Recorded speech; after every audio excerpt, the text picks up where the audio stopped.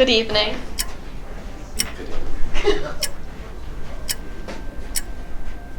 Can we start yet? Yes, we are ready. Action.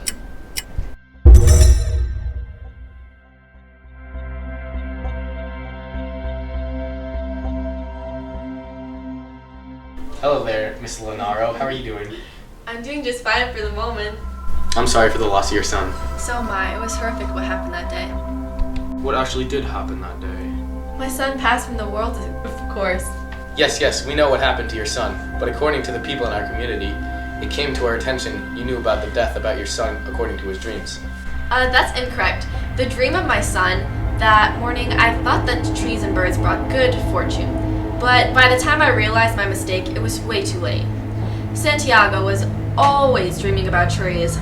Trees were even in the dream that he had that week before, where he dreamed that he was alone in a tinfoil airplane and flying through the almond trees without bumping into anything. Do you think if this mistake wasn't made, you could have saved your son? No, I don't even think if I told him, he would have listened to me anyways. You know, Pedro and Pablo would have gone to him anyways. Do you feel guilty for closing the door on your son?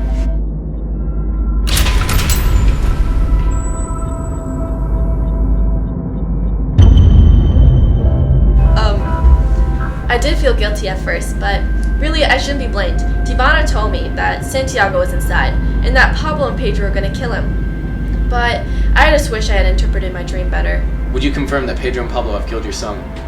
It was the twins.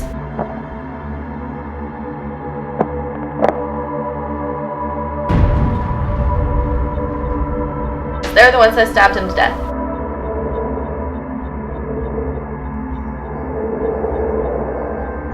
The blood is on their hands.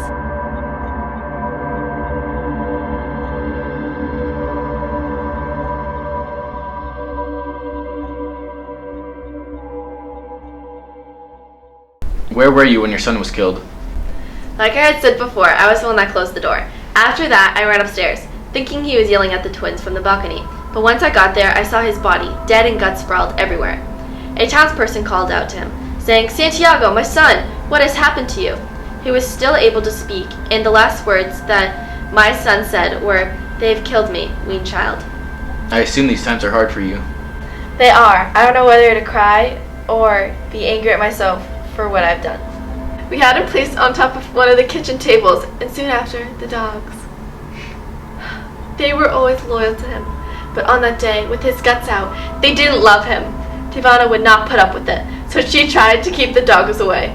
After all these years, why do you think his pets would eat his corpse? Thankfully, Divana was able to hold them off long enough for one of our friends to show up. She yelled at him, "Help me.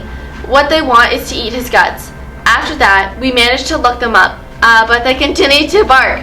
Our mayor soon ordered the priest to do an autopsy on him. The smell was the only thing I remember.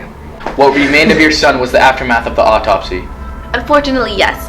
I heard that the priest butchered almost all of his innards and basically left a hole in his body. After all the things they have done to your son, why do you think the twins killed your son? They did it in the name of their honor. My son had taken the virginity of their sister Angela, and because of that, they considered killing him for the sake of their sister.